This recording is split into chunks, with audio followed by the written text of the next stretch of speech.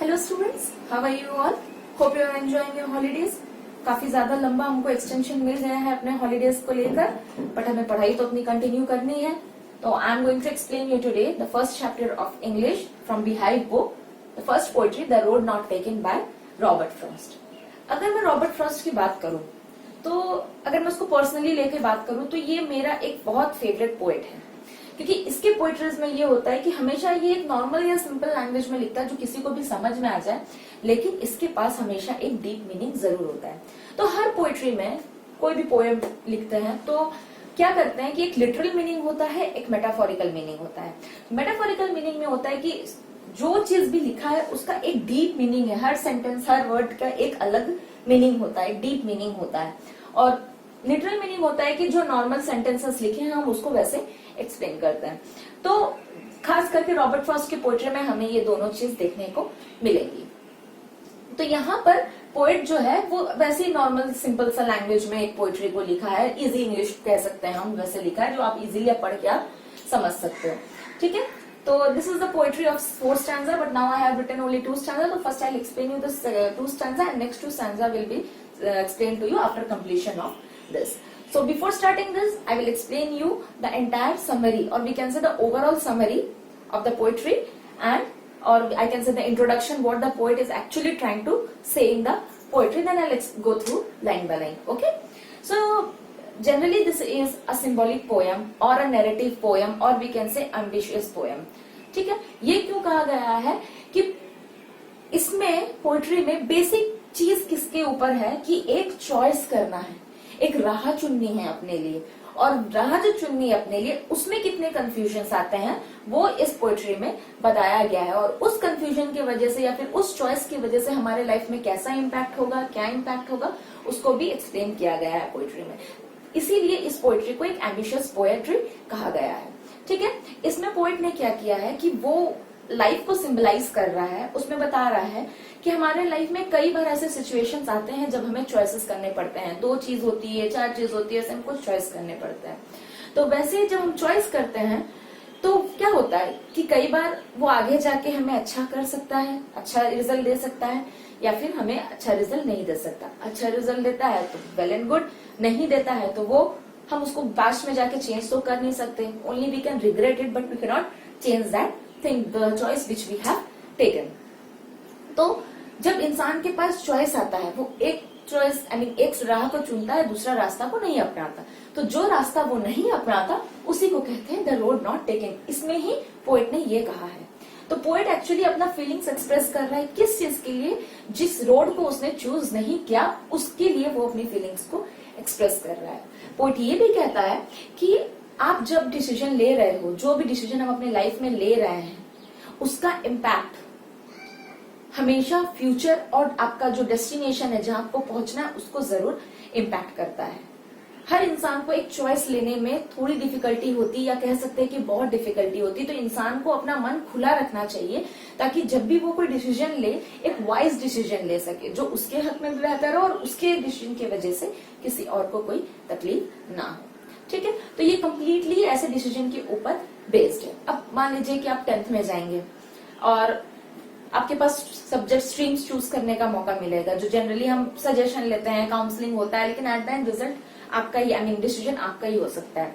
तो मान लीजिए कि अगर आप साइंस ले लेते हैं और आपने अच्छे परसेंटेज स्कोर नहीं किए, या फिर आप अच्छे से नहीं उतने prompt, but you wanted to give it a try, तो आपने साइंस ले लिया। ठीक है, लेकिन अब +2 कंप्लीट होने के बाद, 12 खत्म होने के बाद आपने देखा कि आपके मार्क्स अच्छे नहीं है, ना आपको मेडिकल में सीट मिलती है, ना इंजीनियरिंग में मिलती है।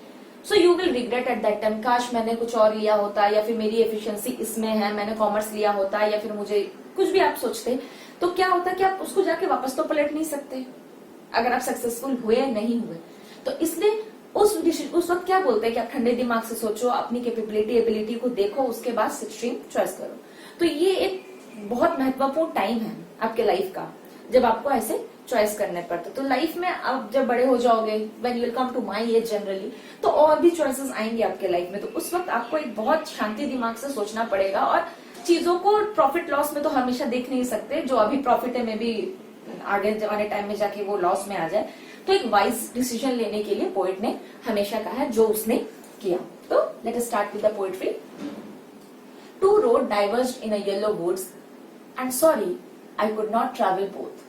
And we the one traveler, long I stood, and looked down one as far as I could, to where it bent in the undergrowth.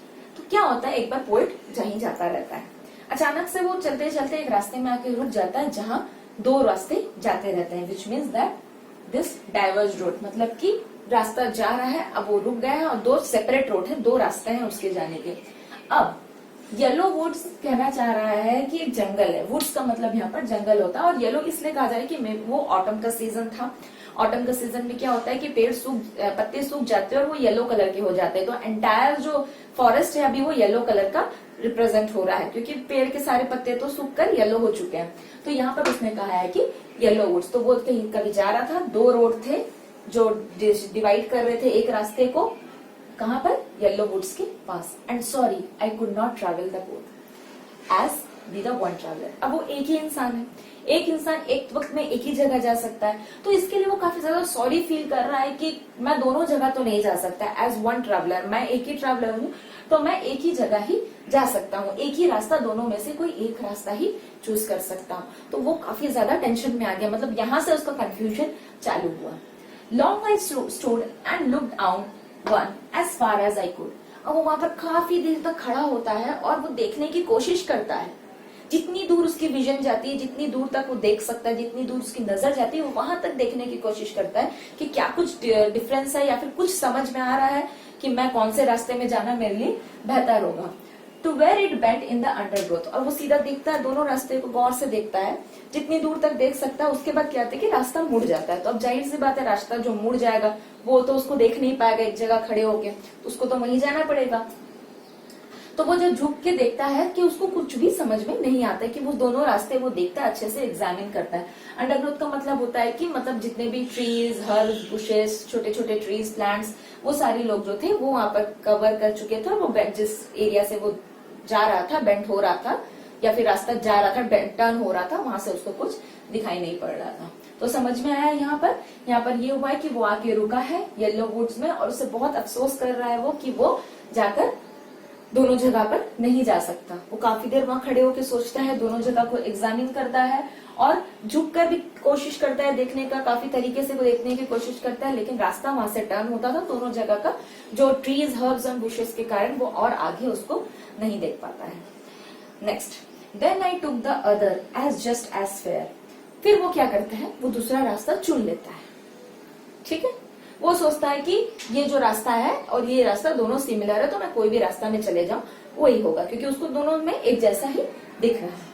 And having perhaps a better claim, अब वो सोचता है कि शायद ये रास्ता मेरे लिए बेहतर है, जो रास्ता उसने चूज किया है वो सोचता है कि शायद ये रास्ता मेरे लिए बेहतर है, इसलिए वो ये रास्ता को चॉइस करता है।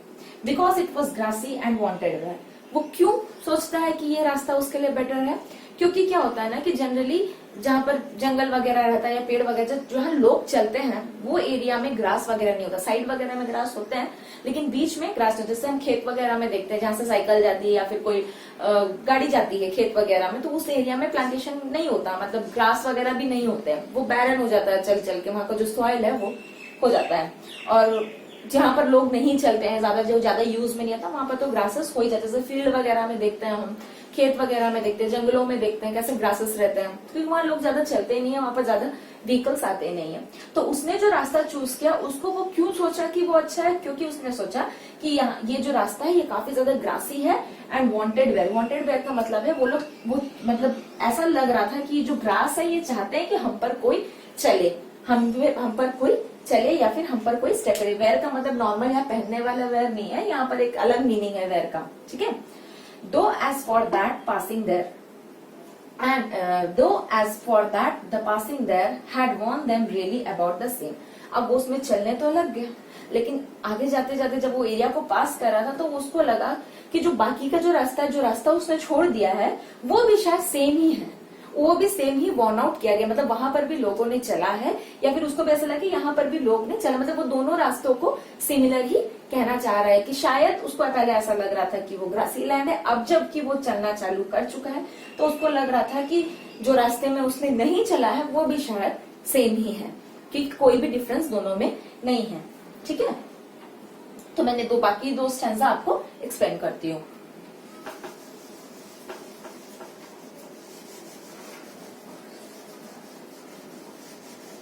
आई होप आपको यहाँ तक का सब समझ में आ गया हो, क्योंकि ज्यादा डिफिकल्टी है नहीं इसको समझने में। वेल क्वेश्चन आंसर्स जो है उसको भी हम डिस्कस करेंगे पोएट्री के कंप्लीट होने के बाद। तो मैं आपको बता दूंगी कि आपको क्वेश्चन आंसर्स एक्चुअली लिखने कैसे हैं और क्या टर्म्स यूज करने हैं while writing the answers. Answer आप खुद लिखेंगे, but we will discuss each and every question answer. जो भी क्वेश्चन आंसर्स है मैं आपको एक्सप्लेन कर दूंगी और लिखने आपको है, और लिखने के बाद या फिर कोई डाउट्स अगर आपको होंगे तो वो आप व्हाट्सएप नंबर पे हमें भेजेंगे, ठीक है। तो आपके जो रिटर्न वर्क्स भी होंगे वो भी मैं चेक कर लूंगी। Clear?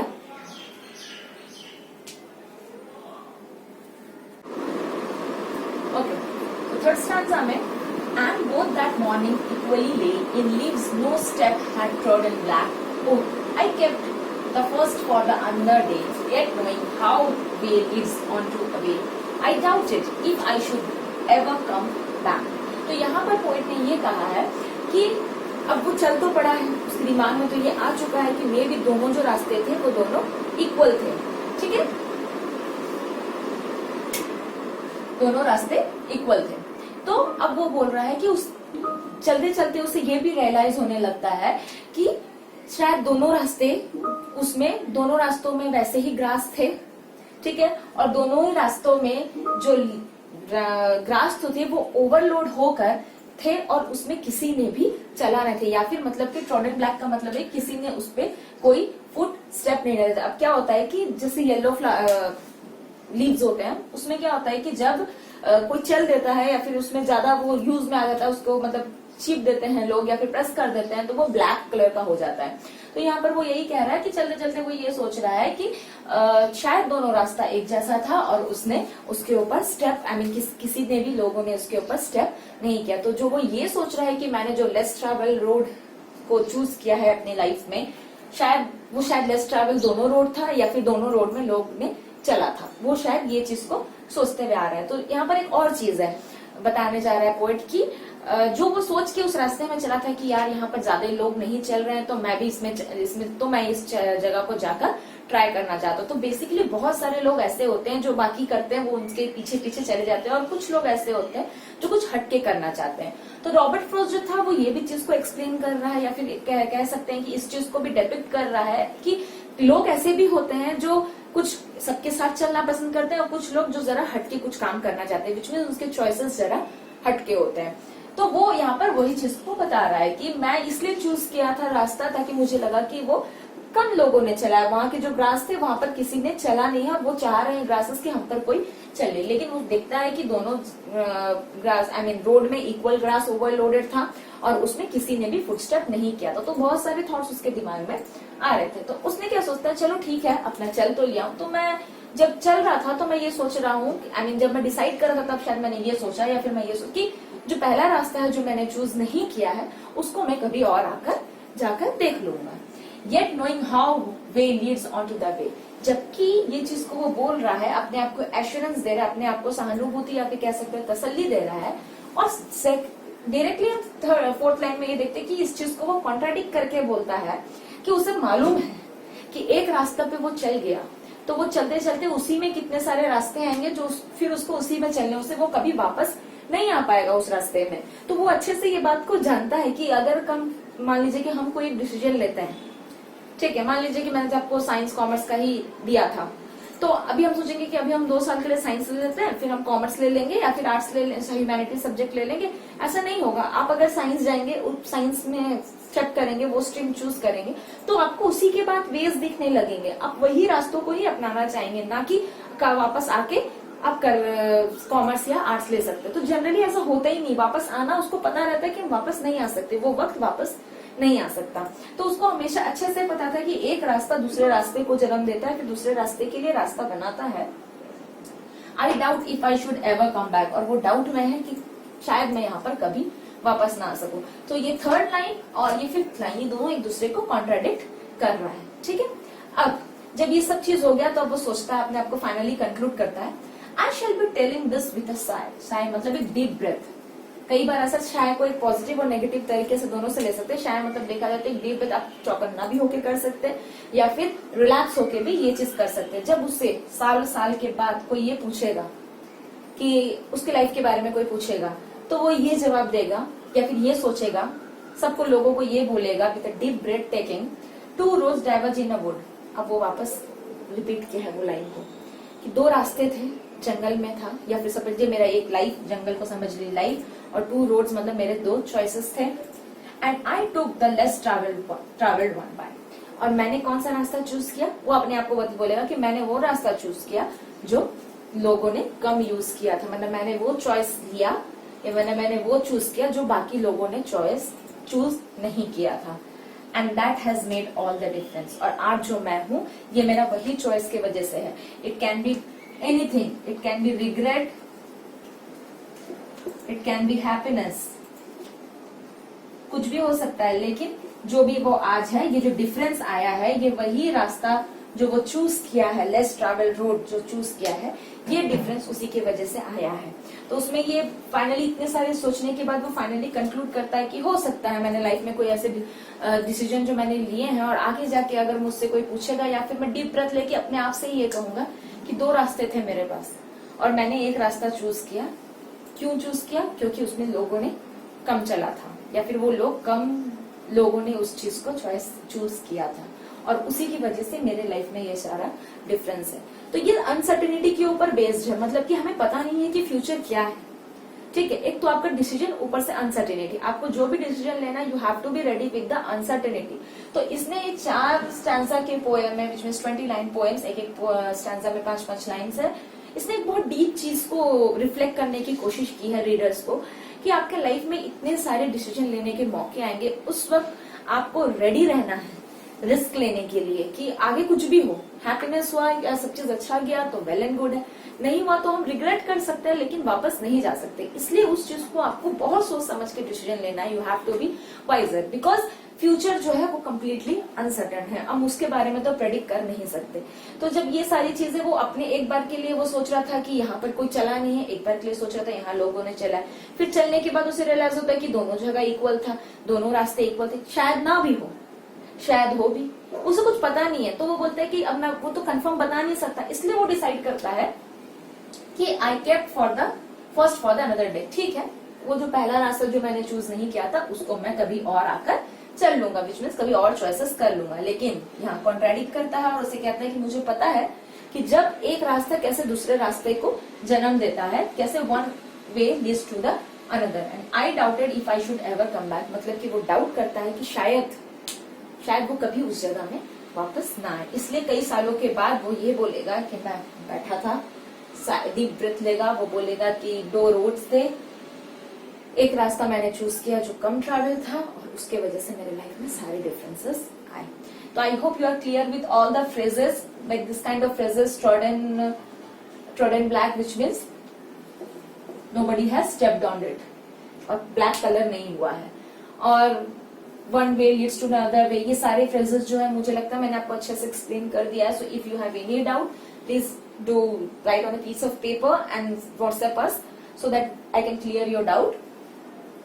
So here all the explanation of line by line, also literal meaning also and metaphorical meaning, both the meaning I have explained it to you. So I hope the poetry is quite clear. Okay, so now please check the question answers which is written on the back page of your NCERT book, and we'll discuss the question answers now. Okay,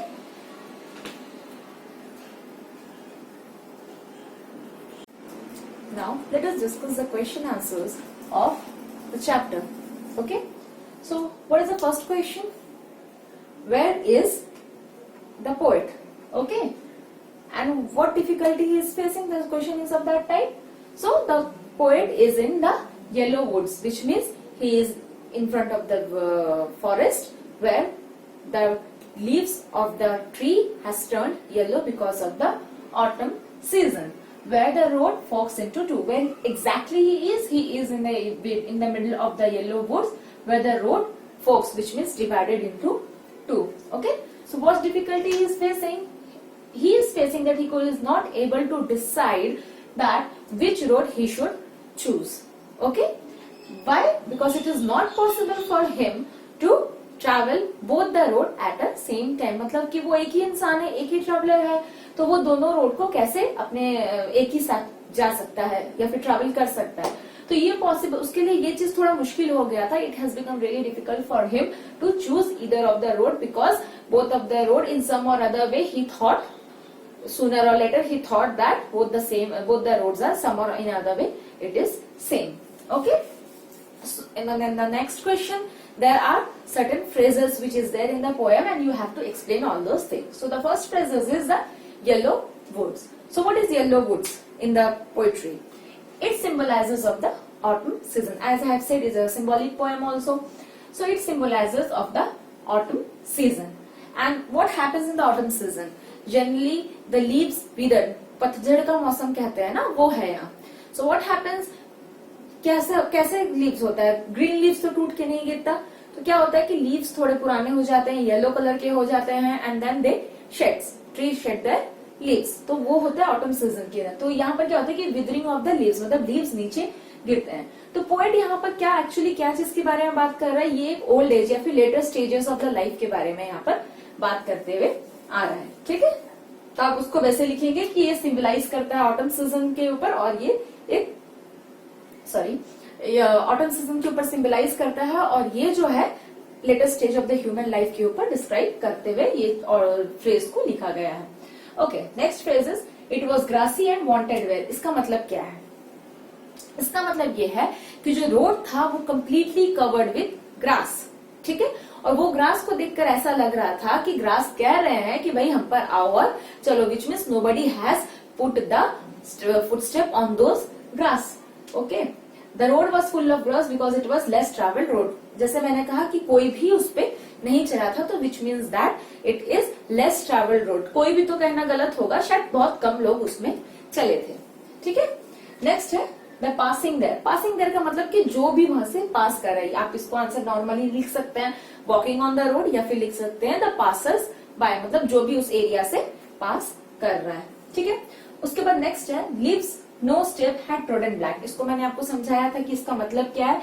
इसका मतलब है कि कोई भी leaves, जैसे मैं उसमें था कि दोनों को देख के ऐसा लगता है कि दोनों ग्रासेस जो दोनों रोड के जो ग्रास थे वो कवर्ड थे, फुल ऑफ ग्रास, लेकिन देखकर ऐसा लगता था कि दोनों में किसी ने चला नहीं है. मतलब कि उसका जो कलर है, ग्रास का जो कलर, लीव्स का जो कलर है वो चेंज नहीं हुआ. नोबडी हैज पुट देयर और step their footmarks on those grasses. Okay, those leaves we can say.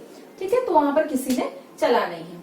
ठीक है, how way leads to one, how way leads on to way, इसका मतलब है कि कैसे एक रास्ता दूसरे रास्ते को जन्म देता है, या कैसे कह सकते हैं कि एक रास्ता दूसरे रास्ते को लीड करता है, उसे कहते, उसका मतलब ये है. जो हमने बताया था कि थर्ड स्टैंजा में ये चीज था कि वो चीज जो वो सोचना चाह रहा था कि मैं वहां पर एक बार गया हूँ, ठीक है, दूसरी बार के लिए वो जगह को मैं रख देता हूँ. लेकिन उसे ये भी पता था, वो कॉन्ट्राडिक्ट कर रहा था कि उसको वो सारी चीजें नहीं मिलने वाली, वापस से दोबारा से वो एरिया में नहीं आएगा. ओके, ठीक है. उसके बाद क्वेश्चन नंबर 3 है जिसमें पूछा गया है कि क्या कोई डिफरेंस है, तो आप लिखेंगे कोई भी डिफरेंस नहीं है सेकेंड और थर्ड स्टैंडर्ड में. उसके बाद लास्ट दूसरा क्वेश्चन में पूछा है कि last 2 line of the poem का मतलब क्या है. तो आप वहां पर हमको ये समझ में आ रहा है कि पोएट जो है वो ऑप्ट किया, क्या ऑप्ट किया, वो एक लेस ट्रैवल्ड रोड को ऑप्ट किया, मतलब उसको लेस ट्रैवल्ड रोड को वो चूज किया है. ठीक है, उसके बाद लॉन्ग आंसर है. लॉन्ग आंसर में भी last 2 line of the poem को ही आपको एक्सप्लेन करना है. तो उसमें आप पूरा पोएम का समहाउ देखा जाए तो समरी लिखेंगे, या फिर वो एक सैचुरेशन पॉइंट है पोएट का, जब वो आके वो ये बोल रहा है कि उसने लाइफ के जो मेजर डिसीजंस थे वो उसको लेने थे उस वक्त, विच मीन्स कि समझ लो कि उसको एक डिसीजन लेना था. किस चीज को लेके, वो दोनों रोड में जाने को डिसीजन लेना था. ठीक है, तो उसमें वो क्या किया, जब वो डिसीजन नहीं ले पा रहा था तो उसने एक माइंड सेट किया कि मैं उस रास्ते पे चलूंगा जहां कम लोग हैं. ठीक है, अब वो रास्ते में चलने के बाद वो ऐसा बोलता है कि शायद दोनों रास्ते सेम थे और मैं एक रास्ते को बाद में आके चूज कर लूंगा या फिर बाद में आके उस पर चलूंगा. लेकिन उसे कहीं ना कहीं ये पता था कि एक रास्ता दूसरे रास्ते को जन्म देता है, तो it will not be possible for him to carry on those dreams or his desire of walking on another road maybe some other time. ठीक है, तो ये सारी चीजें आपको इसमें लिखनी है, ठीक है। और उसमें ये लिखना है कि लास्टली में पोएट ने क्या चूज किया कि उसने लेस ट्रैवल रोड चूज किया, जिसकी वजह से उसके जो लाइफ में सारा डिफरेंस है वो आया। अगर उसने अल्टरनेटिव वाले रास्ते को चूज किया होता तो क्या होता कि उसका लाइफ शायद अलग होता या भी सेम होता, लेकिन अभी उसका जो लाइफ है, जो डिफरेंस बनाया है एक लाइफ से दूसरे लाइफ को, या फिर उसका क्वालिटी ऑफ लाइफ को जो डिफरेंशिएट किया है, वो रास्ता को चूज करने वाला ही डिसीजन उसको डिफरेंशिएट किया। तो इधर ऑफ द वे वो चूज कर सकता था, ठीक है। उसके बाद आपको एक क्वेश्चन है क्रिएटिव राइटिंग जैसा समझ लीजिए कि आपको उसमें अपने लाइफ को कंसिडर करके आंसर लिखने हैं। तो या तो आप उसको पोएम से रिलेवेंट करके लिख सकते हैं, या विच मीन्स की इमेजिनेशन यूज करके आप लिख सकते हैं कि आपके लाइफ में ऐसा सिचुएशन आए हैं और आपने क्या करना है, आपने क्या किया, ये चीज लिख सकते हैं। या फिर आप अपना कोई रियल स्टोरी को उसमें लिख सकते हैं। इस टाइप के क्वेश्चन देने का मतलब ये होता है कि जो रीडर होता है वो ये जानना चाहता है कि आपने कैसे, आपकी जो पोएट्री की अंडरस्टैंडिंग है, आपने कैसे पोएट्री को समझा है, कितना रिलेवेंट है वो पोएट्री और आपके लाइफ से कितना रिलेट करता है। Number 1 this. नेक्स्ट थिंग ये कि आपकी जो क्रिएटिविटी, आपकी राइटिंग स्टाइल्स, आपकी जो एक्सप्रेशन, जो फीलिंग्स एक्सप्रेस करने के लिए जो लैंग्वेज यूज कर रहे हैं आप, वो इंग्लिश लैंग्वेज में आप अच्छे से एक्सप्रेस कर पा रहे हैं कि नहीं, ये सारी चीजों को देखने के लिए क्या रहता है। तो फिलहाल एनसीईआरटी के जितने क्वेश्चन आंसर्स थे हमने डिस्कस कर लिए हैं। आपको इसको लिखने, मैंने सिर्फ हाईलाइट पॉइंट्स लिखे हैं ताकि मैं आपको आंसर समझा सकूं, ठीक है। आपको इसको एलाबरेट करके लिखना है डिपेंडिंग अपॉन द मार्क्स। तो अभी जितने सारे क्वेश्चंस है सारे 2 मार्क्स के थे, और जो लास्ट वाले थे वो 8 मार्क्स के में भी क्वेश्चंस आ सकते हैं, वो लॉन्ग क्वेश्चंस के लिए ही है। तो according to the word limit you have to write it, वो आपकी बुक में लिखा हुआ है, ओके। 2 मार्क्स क्वेश्चन के लिए आपको 30 से 40 वर्ड्स लिखने हैं, लॉन्ग क्वेश्चन के लिए आपको 100 से 120 वर्ड्स के अंदर उसको लिखना है, ठीक है। तो काफी इजी, कोई ज्यादा मुश्किल बात नहीं है 30-40 वर्ड्स में लिखना और 120 वर्ड्स में लिखना। आप एक पैराग्राफ या फिर 1.5 पैराग्राफ लिखेंगे तो भी वो काफी हो जाता है, ठीक है। तो मुझे नहीं लगता कहीं पर भी डाउट है। अगर कोई भी फ्रेजेस में था जो इंपॉर्टेंट फ्रेजेस थे, विच मीन्स इंपॉर्टेंट लाइन थे, जिसका लिटरल मीनिंग और मेटाफोरिकल मीनिंग में भी अलग हो सकता, उसको भी मैंने आपको अच्छे से एक्सप्लेन कर दिया। तो आप प्लीज ध्यान से पढ़े और हम इसके बाद नेक्स्ट चैप्टर पे प्रोसीड करेंगे, जो है आपका द फन दे हैड, वो वाले चैप्टर पे प्रोसीड करेंगे विच इज अ प्रोज। तो फिलहाल अभी आपका ये चैप्टर कंप्लीट हो गया। अगर आपको कुछ डाउट है तो प्लीज आप व्हाट्सएप करेंगे, जो नंबर आपको दिया गया है उस पे, और मोर ओवर आप ये सारे क्वेश्चन आंसर्स लिख के उसमें मुझे व्हाट्सएप करेंगे तो मैं आपके करेक्शंस वो कर दूंगी। या फिर कोई डाउट होगा तो आप एक पेपर पे नोट करके उसको आप व्हाट्सएप करेंगे, ठीक है। Okay, thank you.